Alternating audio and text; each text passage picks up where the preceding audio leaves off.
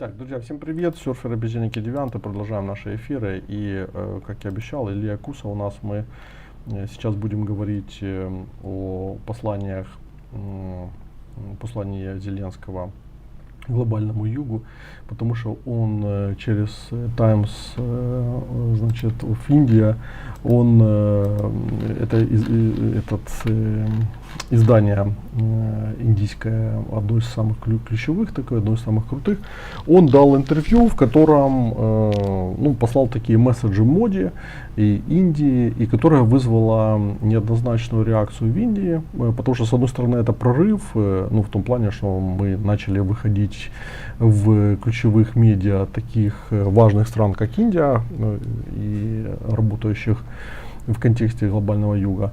А с другой стороны, традиционно мы работаем там с непониманием, собственно говоря, и их контекстов, и их целей, и их задач, которые ставят перед собой такие государства, там, как Индия, там, Китай, не знаю, ЮАР, Бразилия.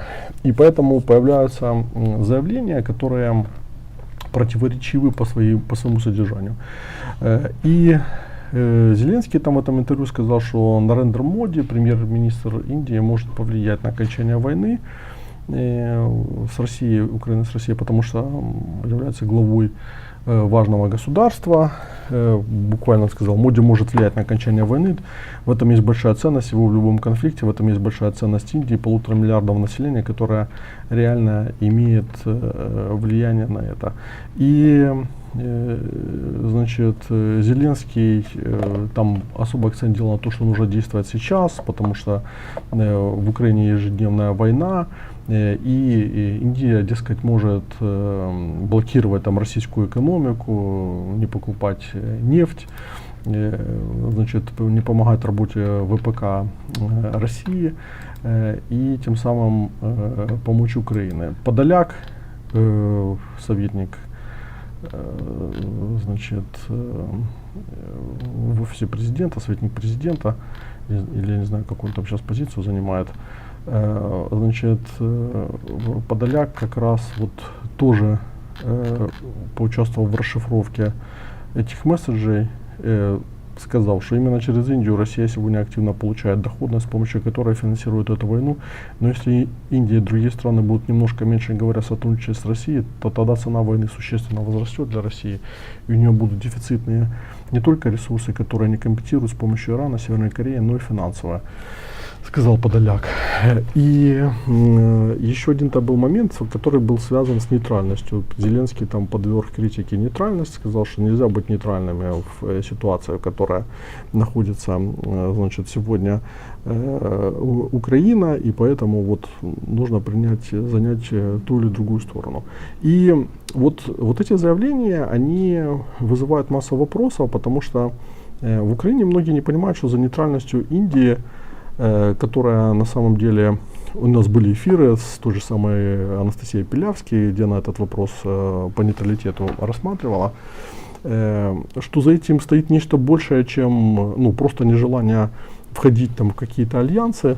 Тем более понятие нейтралитета у них там тоже сейчас изменилось. Та же самая Индия начала вести активную внешнюю политику и, собственно, формирует свои региональные альянсы, там пытается выстроить новые отношения и с Китаем, и со странами Европы. Поэтому, когда Нарендра Моди приезжал в Украину впервые в истории независимой Украины, и в Польшу, где был визит более глубокого уровня, потому что он там очень плотно завис, то это как раз свидетельство того, что такие страны, как Индия, они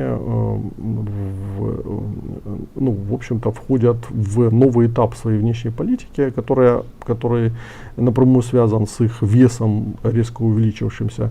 И нельзя их мерять лекалами этого такого биполярного рассмотрения мира, потому что они не находятся как раз в биполярке точно.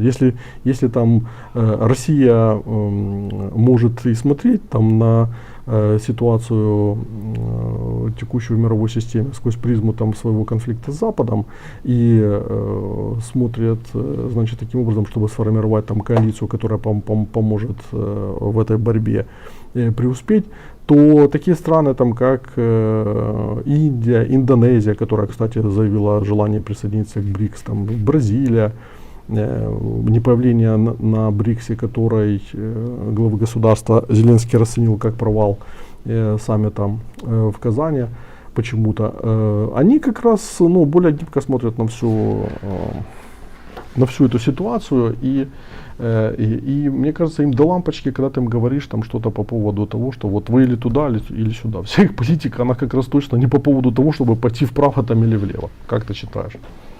Я считаю, что у нас вообще не понимают концепт нейтральности в принципе, безотносительно страны.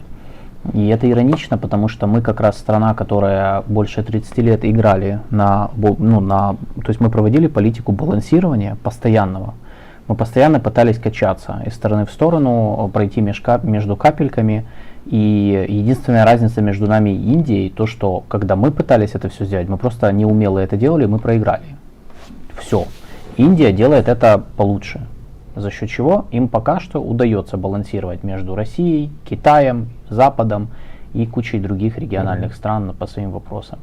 Поэтому, мне, то есть, во-первых, мы должны указывать им, как им держать нейтралитет, учитывая нашу историю внешней политики. И веса.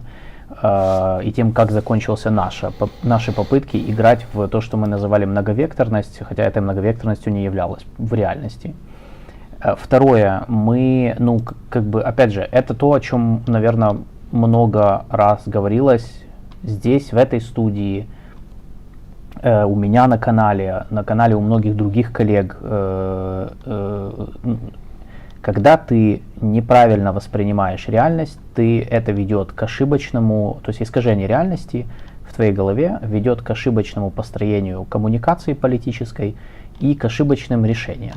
То есть то, что, на мой взгляд, интервью президента изданию The Times of India, оно как раз построено на искривленном, на мой взгляд, понимании международной реальности, в котором нейтралитета не бывает. Наша война в центре вселенной, и наша война имеет характер игры с нулевой суммой для всех игроков внешних. Что это все три тезиса, они ошибочны. То есть, наша война является одним из вооруженных конфликтов, одним из многих, которые сейчас идут на нашей планете. Более интенсивным, но один из самых интенсивных, да. Один из самых масштабных. По многим критериям его можно там в топ вынести, но и все. С точки зрения отношения к нему со стороны внешних игроков, там можно очень много, то есть, условно говоря, например, это понимаешь, это common sense, то есть это вещи, которые, надо на базе нужно понимать, и многие люди понимают, но, видимо, это пока что не становится мейнстримной точкой зрения.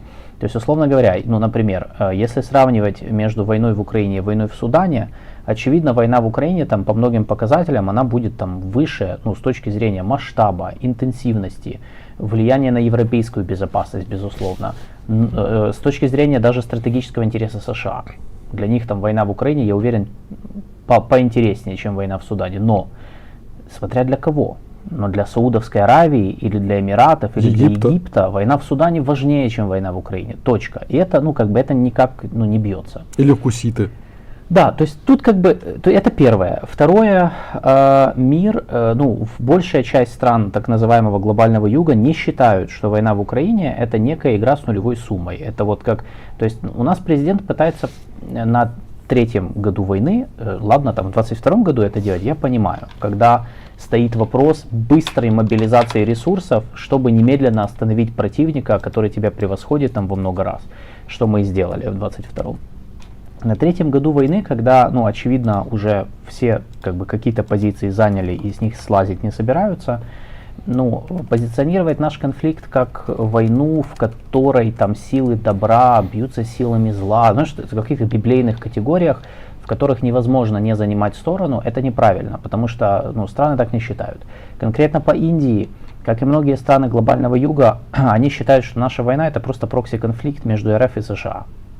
Один из многих, который происходит там ну, в разных регионах, то есть это акт соперничества между ними в более широком смысле, это борьба за будущий мировой порядок, в котором борются старые принципы западноцентричного мирового порядка, против которого выступает в том числе Индия, просто не так агрессивно, как Россия, по-своему, но тоже они не очень сильно, в общем-то, за него топят, и некоего будущего миропорядка, более справедливого, и здесь, конечно, ну, есть уже разные его версии. То есть у Индии своя версия, как он должен выглядеть, у России своя, там у Китая своя и так далее. Но ключевое это то, что для них это, для них это не битва Украины и России, от которой зависит будущее человечества.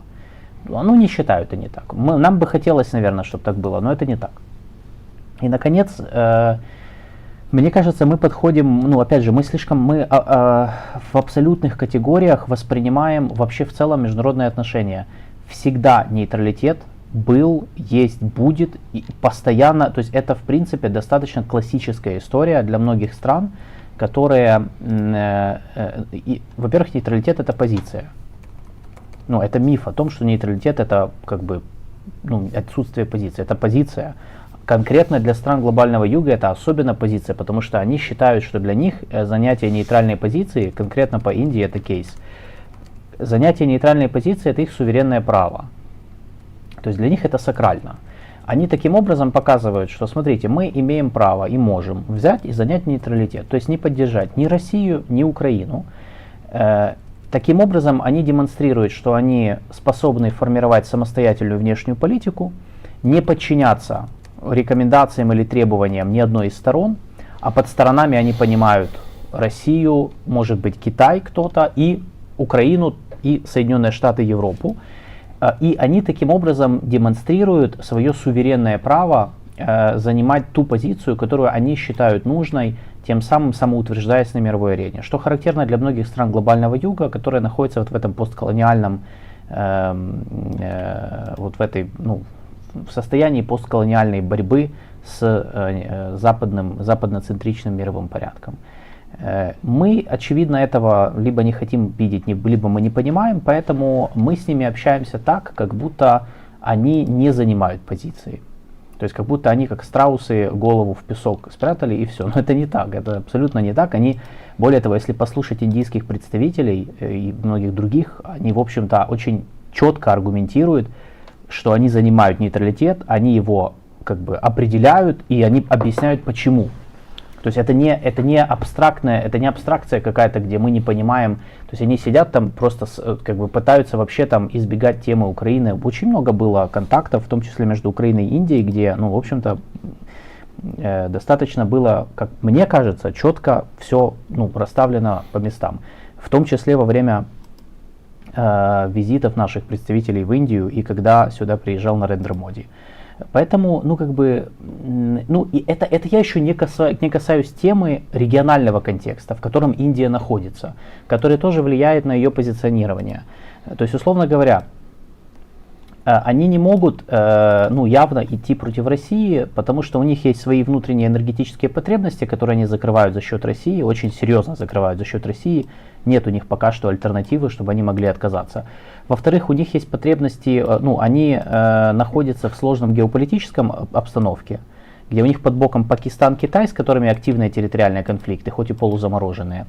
И третье, то есть у Индии, как и у Китая, есть амбиция мобилизовывать вокруг себя страны незападных регионов, показывая свое лидерство в незападном мире. Ты не можешь мобилизовывать незападные регионы на позиции подчинения западному курсу противостояния с Россией. Наоборот, по сути, они здесь конкурируют с Китаем. Им надо показывать, что да, они за завершение войны в Украине на основе международного права, но не военное, так как они в него не верят, так как большинство в него не верят, и на основе какого-то диалога, то есть каких-то компромиссов, переговоров. Вот, то есть это не изменится, просто не изменится, пока не изменится региональная обстановка, пока не изменится внутренняя ситуация в Индии, пока не изменится, я не знаю, некоторые процессы в международных отношениях, но это не скоро, значит, можно ждать десятки лет. Поэтому, я просто, мне обидно, что мы повторяем тезисы, То есть мы не пытаем менять наши месседжи. То есть такое впечатление, что у нас, мы живем самое интересное, по отношению к внешнему миру мы живем в 22 году. То есть внутри уже, даже внутри уже какая-то коммуникация политическая поменялась, но по отношению к внешнему миру у нас то же самое, что было в 22-м. Как будто нам надо их мобилизовать.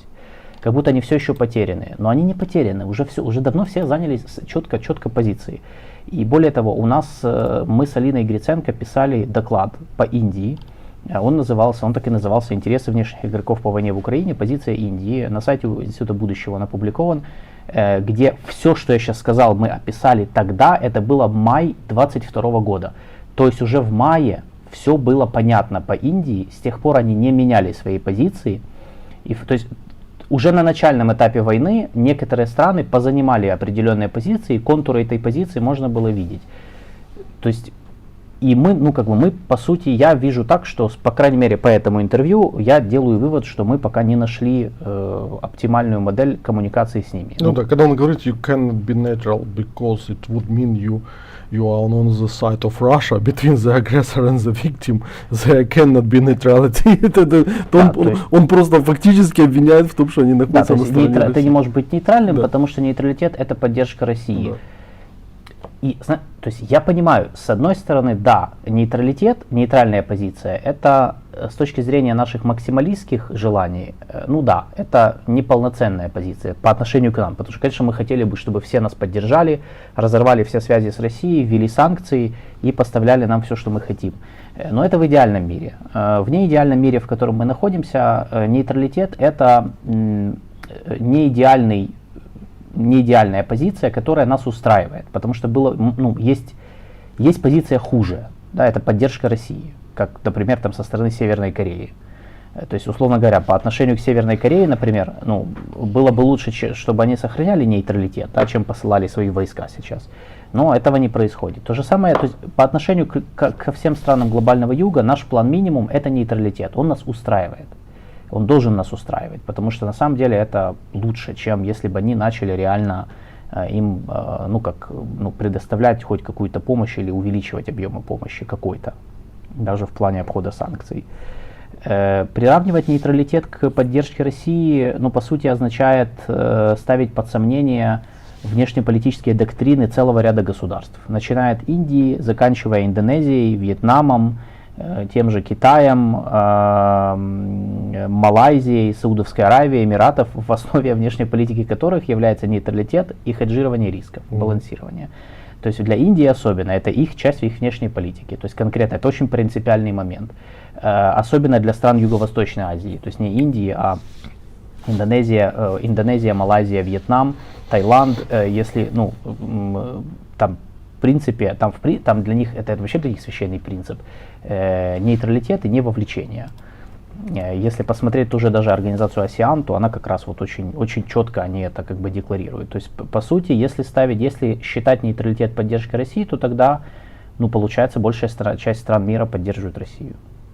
Я правильно понимаю? Я не знаю. Но если так, то получается такая ситуация. Это логика. Получается такая ситуация. А то, что Индия, условно говоря, уходит от российского оружия и все больше закупает западного оружия на фоне того, что покупает российскую нефть. Это мы игнорируем. Да, и на фоне того, что там пытается договориться с китайцами, но при этом имея сложнейшие отношения с китайцами и особенно с Пакистаном, который китайцы поддерживают и для которого Пакистан является одним из ключевых логистических партнеров в регионе в обеспечении выхода на Ближний Восток и к странам залива, то мы просто это игнорируем. Хотя это пример диверсификации. Да, они такие говорят, ты там сказал, что для них там нет альтернативы. В энергетике. В энергетике. Для них, возможно, альтернатива есть. Они могут там закупать в других, конечно же, местах нефть, но нет альтернативы с точки зрения того, что это очень дешево, с учетом того дискаунтов, которые они выбивают у русских, и потом перепродают эти нефтепродукты тем же самым британцам, европейцам, американцам и всем кому угодно. Потому что, циничный такой. Нет, так даже смотри, даже если, все равно заместить полностью российскую долю российских энергоносителей на индийском рынке сложно. Для этого тебе надо столько же, чтобы кто-то другой производил. Ну, сейчас просто нет таких стран. То есть они же и так... Индия в основном берет энергоносители, это Россия, Ирак, Саудовская Аравия в основном. Ну, уже. То есть это как бы, ну, это надо, чтобы либо Саудовская Аравия начала производить столько же, сколько всю долю российскую на индийском рынке, но это безумные как бы цифры. Пока что я от Саудовской Аравии не вижу такого желания. Это обрушит цены на нефть в том числе. Или Ирак, или все вместе должны это сделать. Но пока этого нет.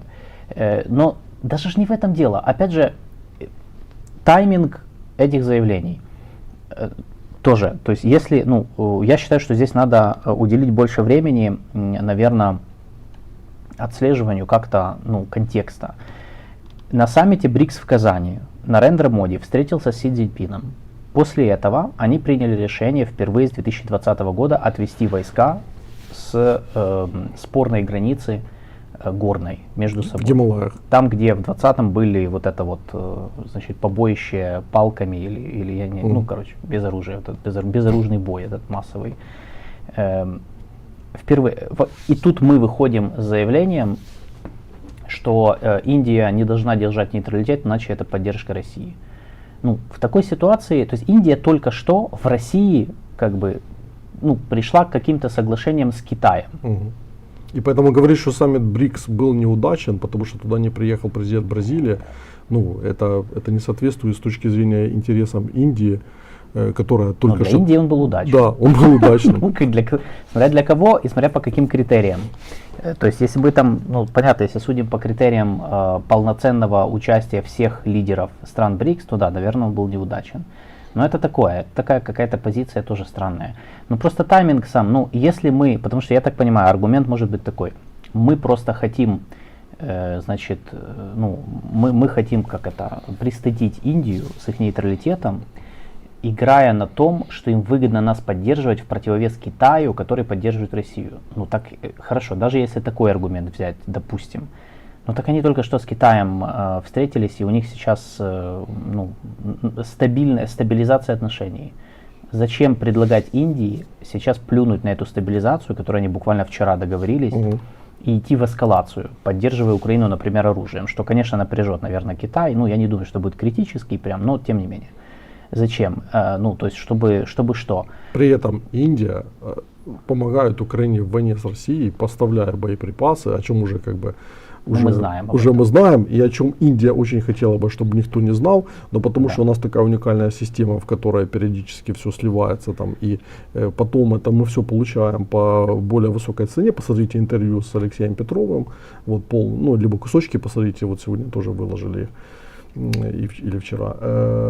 Это генерал, который СТЕ возглавляет, спецтехноэкспорт компанию, которая вот в том числе везет боеприпасы как бы там отовсюду. И ну вот в этой логике, если Индия остается нейтральной, тогда получается она помогает России, но по ходу помогает как бы и нам, то получилось, ну вот больше противоречий, чем вообще логики, собственно говоря. Ну, я говорю, ну, поэтому, да, эти заявления, они никак, то есть они идут против контекста, они идут против, ну, против логики внутренней ситуации в Индии. Я сейчас не буду в это уходить, но там можно очень много говорить и о внутренней ситуации, например, то, что с 2021 года в Индии несколько штатов, они находятся в состоянии хронического дефицита электроэнергии. Ну, то есть у них постоянно на грани, поэтому им нужна постоянная подпитка, постоянный импорт энергоносителей. Ну, это же не Украина, то есть там несколько штатов, это уже там 300 миллионов человек. Ну, понимаешь, которые там, у которых постоянно, ну, это масштабы страны другие, соответственно, уровень, любой кризис, он для Индии, ну, это, ну, и для региона, это серьезный вызов. Это тоже еще одна причина, почему они не могут взять вот так вот просто позвонить Путину и сказать, ну больше ничего не покупаем, до свидания. Ну это невозможно. Мало того, что в принципе так в политике никто не делает, так, ну, в случае с Индией это просто приведет к, ну, кто будет эти проблемы возмещать? Мы? Не, если бы мы могли, это был бы другой вопрос. Это же не борьба двух равных конкурентов за Индию. То есть как бы у России есть ресурс и у нас есть ресурс. Мы не хотим, чтобы они покупали конкурента. Это другой разговор. Но это не та ситуация. Мы хотим от Индии, кстати, это вообще я этот вопрос специально пока не задавал, ну а мы в обмен что? Чем мы играем? То есть, допустим, мы хотим, чтобы Индия в одностороннем порядке уменьшила уровень взаимодействия с Россией и поддержала нас. То есть, по сути, отказалась от некоторых основ своей внешней политики ради нас. За что? Что она должна получить по итогу? То есть Индия должна потерять несколько десятков миллиардов долларов, выгоды, которые она получает за счет торговли с Россией по нефтью. Войти в некомфортное состояние перехода, переориентации, потому что ты понимаешь, ты крупного поставщика убираешь, и ты должен как-то, допустим, вот мы представим, что могут переориентироваться. Вот могут взять там у кого-то другого. Но это как у нас было с аграрным экспортом в условиях войны, когда все шло через порты, а пришлось везти по земле. Вот у Индии, ну, если не такая, только в масштабах Индии. Похожая дилемма. То есть они должны войти в некомфортное состояние на какое-то время, потерять несколько миллиардов, если, долларов. Значит, по сути, рискнуть какими-то проблемами, потому что мы не знаем, как на это отреагирует Россия, Китай, другие страны региона, которые могут быть зависимы от России или Китая, та же Мьянма, которая в подбрюшье Индии геополитическом находится. Чтобы что? Вот какая гранд-трофей Индии за это? Ну, это же тоже важный вопрос, потому что это тот вопрос, который они будут ставить в неформальных разговорах. Конечно. То есть, может быть, какая-то критическая технология, которая у нас есть. У нас, да. Или я предвижу ответ, что, в плане победы это записано, это триллионы долларов ресурсов, которые мы предлагаем всему миру ради того, чтобы нас поддержали. Только эти ресурсы где-то в земле, их надо там найти еще. Решить вопрос собственности. Надо зайти, найти еще их, потом их добыть, потом построить там какое-то производство. Часть, конечно, ресурсов в прифронтовой территории, зоне, я так понимаю, находится. Часть в неприфронтовой, но тоже там недалеко, скажем так, от линии фронта, которая динамичная. То есть там надо еще полазить, плюс надо преодолеть препятствия в виде украинской государственной системы и бизнес-климата. Да.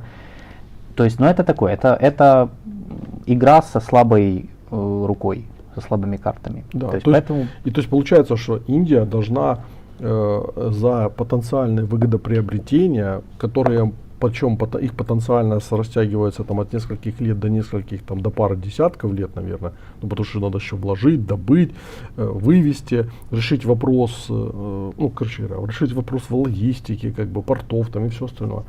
А тут уже есть здесь и сейчас. Нам же здесь и сейчас надо, насколько я понимаю. Да, наши агротрейдеры, когда они почему не развивают собственное производство муки, либо макаронов каких-то, предпочитают быстрый вывоз зерна, которого мы вырастили на нашей территории, и продажи его по демпинговым ценам где-то сразу на границе с Польшей или Румынией или еще где-то.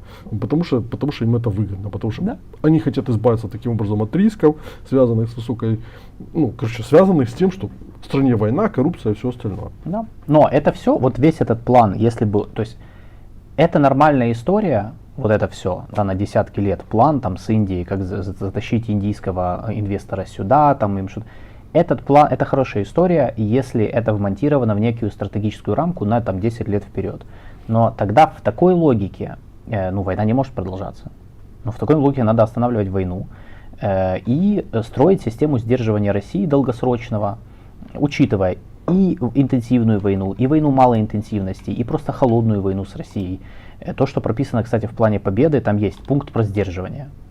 Но система сдерживания как система, не просто как слово, а как система сдерживания, она может включать Индию уже в долгосрочной и среднесрочной перспективе и как инвестора, и как гаранта, и как посредника, и там она, кстати, нам нужна будет, потому что если мы хотим построить эффективную систему сдерживания России на международном уровне, не только с европейского вектора, а вообще на международном, и нам Индия нужна будет, потому что Индия, как мы уже поняли в ходе этой войны, это одна из ключевых стран, через которую Россия может закрывать некоторые свои потребности и компенсировать какие-то потери, которые из-за санкций.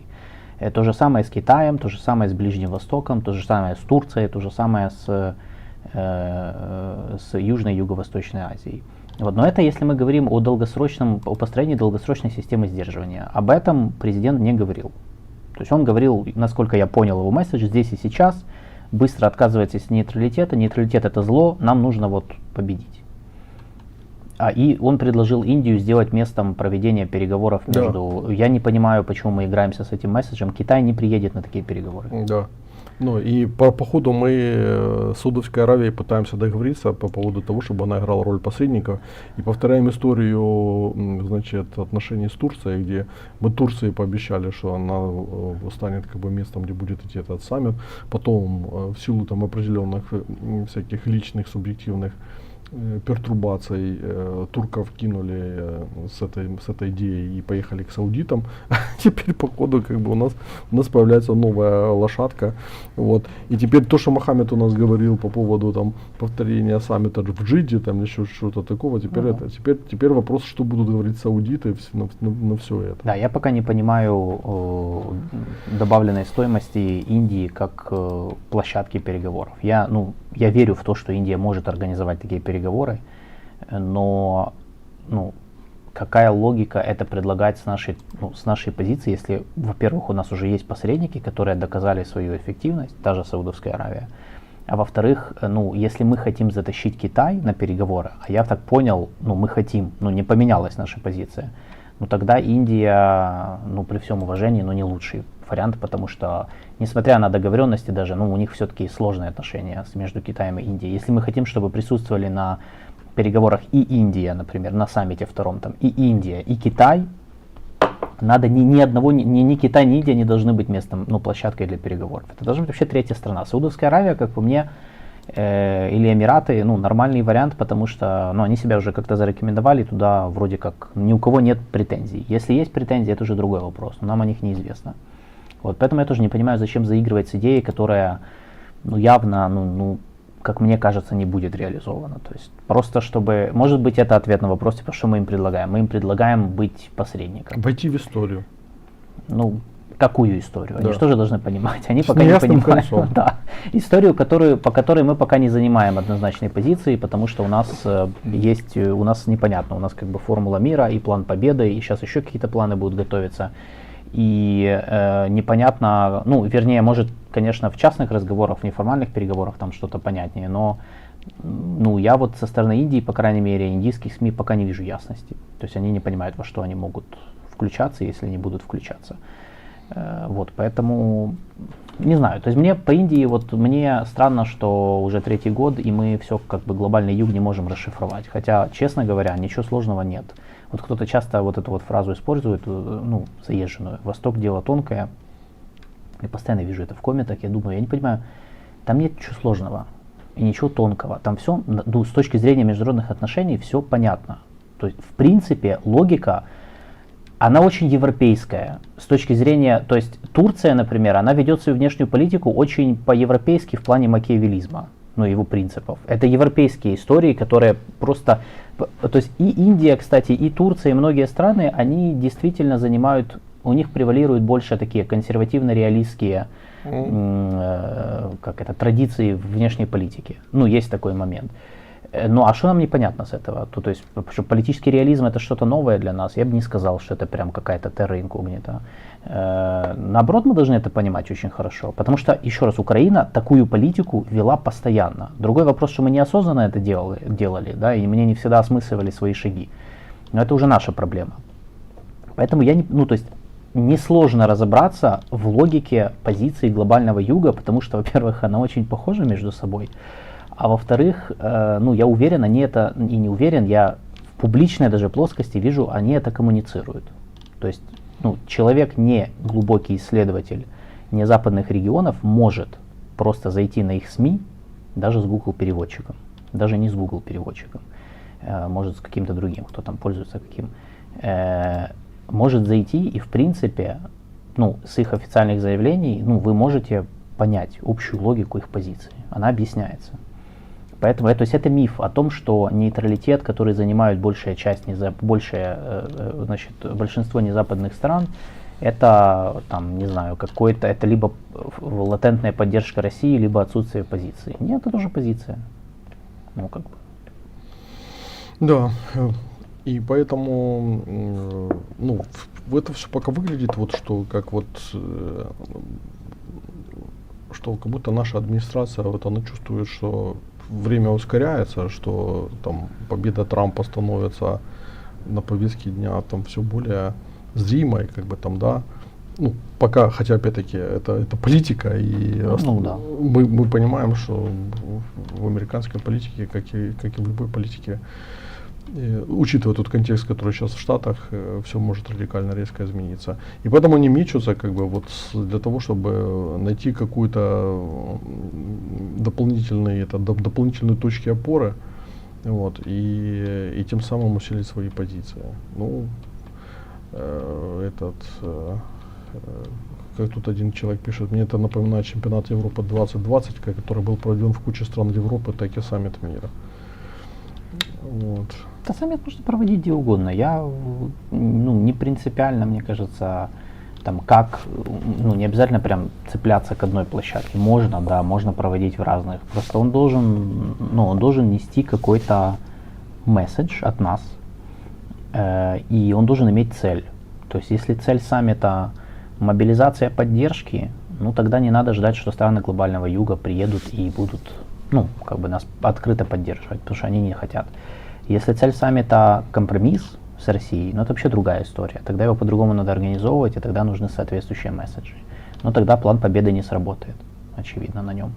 То есть, если, вот так он, а все остальное там это технические детали. С кем, где он должен быть проведен, это уже, это решаемые вопросы. Как показал наш опыт, мы организовали саммит мира. Я не вижу, у нас есть люди, которые могут это сделать. Просто вопрос целеполагания. Ты читал сегодня статью Financial Times большую по внешней политике Трампа? Нет. Нет? Нет. Там... Ее О'Брайен написал? Я не помню, кто там думал, написал. Это один из тех людей, кто мог такое написать. Алик Рассел. Окей. То есть это кто-то из них, из Financial Times, я так понимаю. Алик Рассел написал, такая интересная статья, и он как раз, когда ты говорил, там, как ведут внешнюю политику, там, Индия, там, или Турция в макиавеллийском таком ключе, как это там, этот принцип назывался в 17-18 веке, забыл, вот именно такого, как бы, жесткого, прагматичного подхода. Так вот, они здесь описывают подходы Трампа,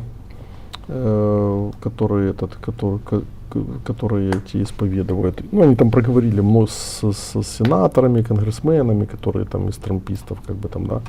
То это все напоминает то, что Трамп попытается реализовать. Например,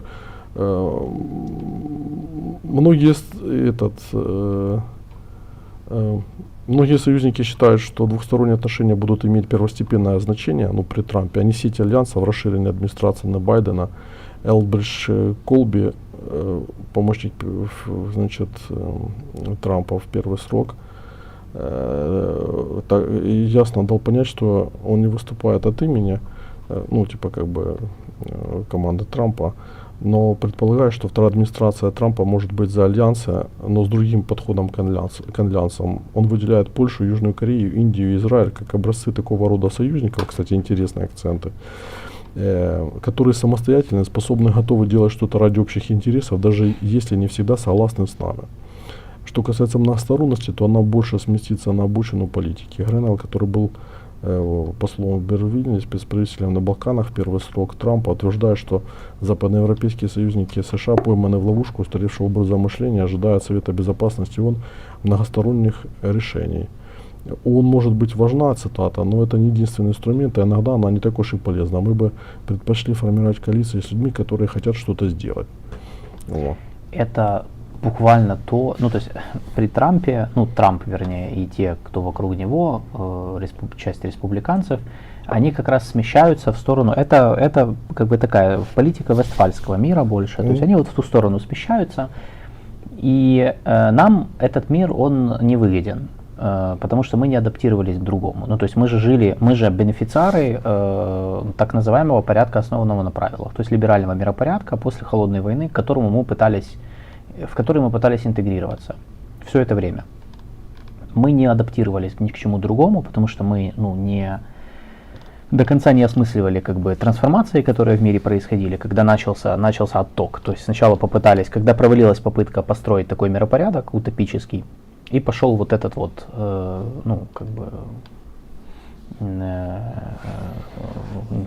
контрволна, да, то есть против него, возвращение, по сути, в некоторых вопросах к истокам.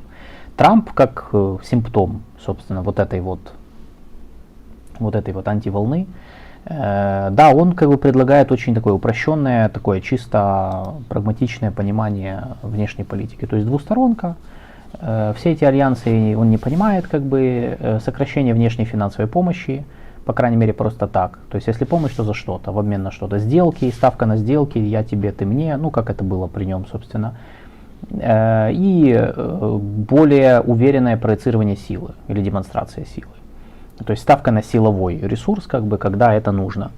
Почему двусторонка? С точки зрения Штатов это понятно, потому что со Штатами любая страна в двусторонних отношениях, это асимметричные отношения. Что Штаты могут навязать в двусторонке все что угодно любой стране. В многосторонних механизмах там уже некомфортно Соединенным Штатам. Украине не выгоден такой подход. Почему мы боимся Трампа? Потому что, я же говорю, мы бенефициары порядка, который умирает. Мы как бы вроде уже поняли, что он умирает, но при этом мы все еще к нему апеллируем. Но у нас нет другого выбора, конечно, потому что, опять же, мы не готовились ни к чему другому. Поэтому нас пугает перспектива Трампа, потому что мы знаем, что если он вот это будет воплощать, вот это будет реализовывать во внешней политике, то нам придется, скажем так, нам придется по многим вопросам уступить. То есть мы будем вынуждены больше уступать, и мы меньше будем получать то, что хотим. Вот. Поэтому нам, например, политика Байдена и демократов, она ближе в том плане, что они больше делали ставку на строительство многосторонних альянсов, коалиций, партнерств, как угодно это можно называть, которые в долгосрочном плане более эффективны. Вот. Тут прозвучало у него вот он пишет, Трамп и его напарник по вице-президенту, Джей Ди Венс? Не напарник, а вице-президент.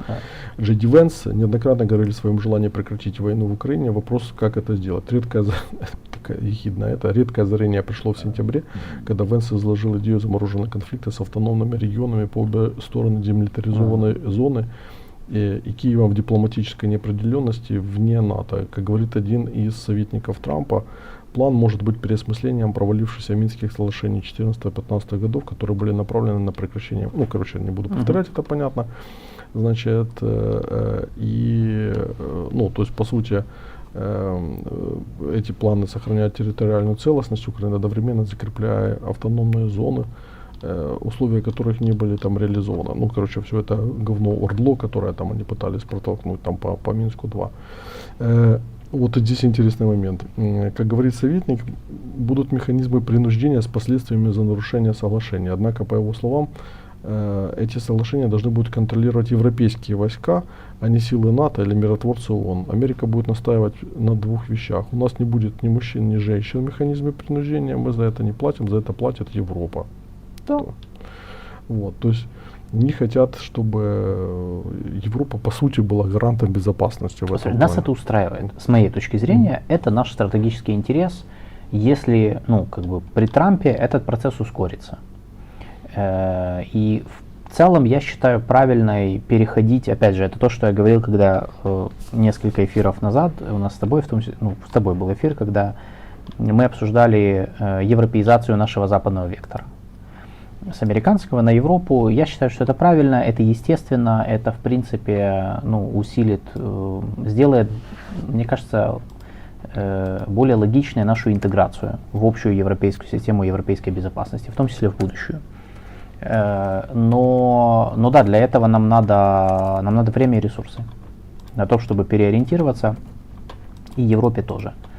Вот, то есть, так что я в этом плане, но мне кажется, что и если Камала Харрис победит, то ее администрация тоже будет к этому склоняться постепенно. Просто это будет медленнее, это будет не так эпатажно, как при Трампе, может быть, не так без громких заявлений и хлопаний дверьми, но в принципе они к этому все равно выйдут, потому что к этому подталкивает внутриполитическая логика в Штатах, где избиратели требуют решения внутренних вопросов, которые раскалывают Америку пополам, в данном случае, как мы видим по социологическим опросам в Штатах.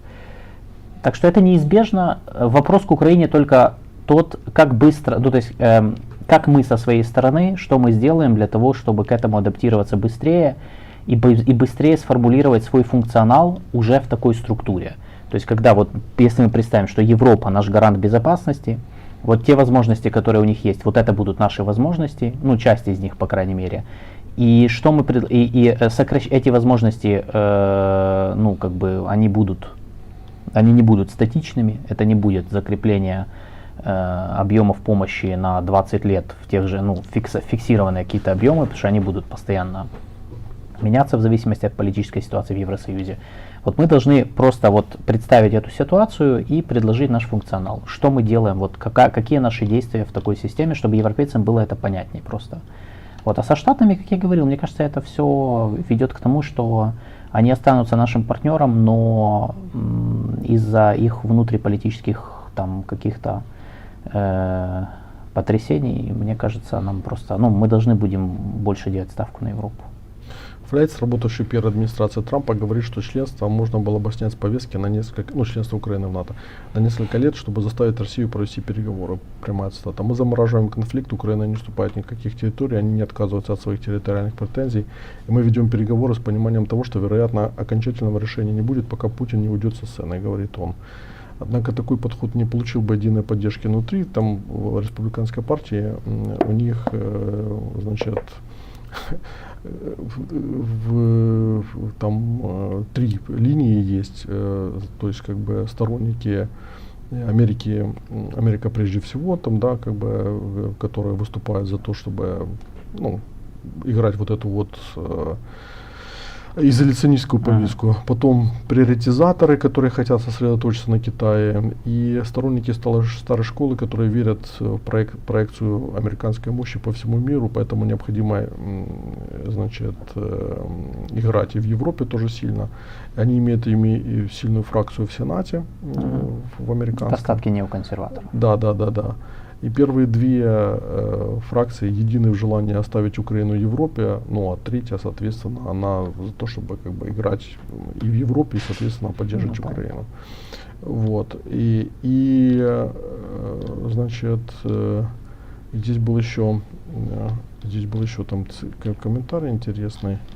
Уоллс говорил, что как заставить Путина вести переговоры, если он считает, что его силы на подъеме. Он предполагает, что Трамп может пригрозить обрушить экономику России, снизив цены на нефть. Ну, мы, кстати, это обсуждали, что Трамп может вначале сразу резко повысить ставки там, и для Украины, и для России, и для европейцев, вот, и пытаться как бы загнать переговоры. А потом как бы уже собственно, смотреть, кто как реагирует на эти предложения. Президент очень хорошо понимает рычаги, а у нас есть огромные экономические рычаги воздействия на Россию, говорит он. Первым шагом был бы, по его словам, бури, детка, бури. Вы наводняете мир более дешевой, чисто американской нефтью и газом, вы снижаете цену. И Саудовская Аравия, важный союзник Трампа в его первый срок, не приветствовала бы такой шаг. Но люди, близкие к Трампу, настаивают, что он окажет мощное экономическое давление на Путина. Ну, короче говоря, вот в таком. Я думаю, нам очень будет классно, если вот эта вот модель нам предложит реально членство в НАТО с учетом оккупированных территорий. Но мне кажется, что мы должны готовиться к тому, что даже этого может не быть. Потому что этот вариант, ну, с момента, если анализировать с точки зрения сейчас ситуации, это как бы очень хороший вариант на самом деле. То есть, ну, типа членство в НАТО без 91 года, это прям, ну, это было бы очень хорошо, если, потому что, ну, политические разногласия даже по этому варианту есть внутри НАТО. Но нам надо исходить из того, что готовиться к тому, что этого может не быть, соответственно, исходить из худшего. Вот. Мы исходим не из худшего, мы исходим из, насколько я понимаю, варианта 91 года. Ну, потому что я по-другому не могу, я просто не понимаю, ну, я воспринимаю так то, что заявляют у нас, в том числе интервью президента. Да. Ну, в общем, вот такие пироги. Такие пирожочки у нас. Да, с глобальным югом, я считаю, нам надо строить отношения с прицелом на долгосрочные, ну, с прицелом на следующие 5, 7, 10 лет. Не сейчас. Вот эти все требования здесь сейчас, это все, ну, это забить надо на это невозможно. Ну, мы от Запада не можем дождаться каких-то решений здесь и сейчас. Ну, а страны глобального юга, они вообще как бы, ну, они в принципе ничем не обязаны нам, и они не собираются ничего менять. Поэтому с ними везде надо одно и то же. Это с прицелом на перспективу, и это надо подчеркивать, что, ну, наоборот, надо подчеркивать, что спасибо, что они нейтральны, и что они не помогают России. То есть потому что, ну, что, окей, там все там с чем-то торгуют, там, понятное дело, это, ну, это политика, это международные отношения. Даже Запад торгует с Россией, если уже на то пошло, да, то есть сначала надо, наверное, требовать от партнеров, а потом уже от, ну, не партнеров, так сказать, не западных партнеров. И все, вот это вот с глобальным югом вся политика, которая может быть. Все остальное, там какие-то попытки, я не знаю, выстраивать контральянсы, затягивать в какую-то глобальную коалицию, это бесполезно, с моей точки зрения. Ну и Зеленский, вот сейчас видна четкая эта линия, которая последние дни начала разворачиваться, что он начал делать акцент не на то, что мы там вступим в НАТО, а что мы отримаем запрошення в НАТО. Ну, это, да, да. В пункте, в плане победы там пункт, он запрошение, не членство. Да, действительно, приглашение в НАТО более реальная цель, чем членство, но я должен, как бы, это то, что, мне кажется, они не договаривают до конца. Приглашение в членство, между приглашением и членством может тоже стоять лет 20, если не больше. Поэтому, ну, как бы это такой, как бы я понимаю, это, ну, это для меня это политический месседж чисто. То есть это не о внешней политике, не о стратегическом планировании. Я думаю, что это попытка выдрать хоть что-то у уходящего Байдена. Вот они сейчас пытаются выдрать хоть что-то, получить, чтобы Байден вышел с заявлением. Байден не будет этого делать накануне выборов. Вот. И не, может быть, после выборов, как бы там, да. Что он здесь, ну, опять-таки, если там Трамп станет, понятно, что Трамп стал президентом, то тоже это такое себе будет. Но вот они сейчас сосредоточились на этом, потому что вот он в Рейк'явікі сейчас сказал, коли Україна отримає запрошення в НАТО, це стане нездоланною захисною стіною від імперських амбіцій Росії. Сьогодні ми маємо шанс перемогти у Східній Європі, щоб потім не воювати на північному, інших східних фронтах, на півдні чи в африканських країнах. Про це президент, в Рейк'явіку сказал на саммите Украины. Да, приглашение в НАТО можно будет продать как победу и как то, что членство неизбежно. Но это, к сожалению, не так. Это как с Европейским Союзом. Переговоры начались, мы кандидаты в члены, но сколько они продлятся, непонятно. Я согласен, что приглашение лучше, чем ничего, но опять же, там, кроме Штатов, еще страны есть, которые выступают против даже приглашения, включая Германию. Я не знаю, до какой степени они все ориентированы на позицию Штатов, может быть, не знаю. Понятно. Как пишет Олег Попенко, сказка закончилась, начались суровые будни. Государство не может позволить выплачивать большие суммы за поврежденное жилье, заявила глава партии «Слуга народа» Елена Шуляк. Сейчас максимальная сумма выплат по программе «Е-відновлення» составляет 500 тысяч гривен за поврежденный дом и 350 тысяч гривен за квартиру. Так что реальность стучится в двери, грошей нема. Но параллельно 1000 гривен же начислят. Да, параллельно 1000 гривен. Но это самое главное, хорошо. Да, параллельно 1000 гривен начислят. Прокурорам на 37% увеличат зарплаты, так же, как и всем как бы чиновникам там. И, значит, у них там все нормально пойдет. Такие вот пироги. На этой ноте будем заканчивать. Международный огляд получился. Да. Что скажешь? Надеюсь. На прощание. Нотки оптимизма или какую-то фирму. Ничего не ждите, ничего не будет. Вот именно так, ничего не ждите. На глобальном юге точно, да. Изучайте его, конечно, да, я всегда за это, потому что я считаю, что эта война, она должна, если она и дает какой-то вывод вообще сделать по так называемому глобальному югу, так это то, что если мы им не занимаемся, мы получаем вот ничего. Вот как мы сейчас видим. Вот если бы мы занимались этим регионом, к чему призывали все, включая меня, и не только я, все коллеги к этому призывали, но мы этим не занимались. Мы получили на выходе то, что мы сейчас не можем добиться от них каких-то минимальных там, как бы, так вот, я надеюсь, что вывод будет сделан, и мы бросимся с головой в изучение этих регионов и налаживание отношений. Вот. Да. Хорошо, подписывайтесь, ставьте лайки, Политлаб Ильи Кусы, значит, Елены Гриценко в Ютубе. Этот, господи, Усраса, да, ну ты же их Пески переименовал. Аравии. Пески Аравии. Ты это переименовал, я все время вижу Пески Аравии. Да.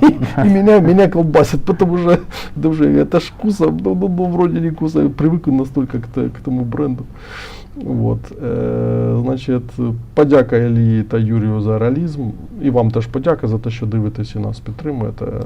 Підписуйтесь на спонсорство Patreon, все в описании к эфиру есть. Лайки ставьте на обеих каналах. Обнимаем, целуем. Завтра у нас тоже будет ударная, как бы там все как всегда. Пока.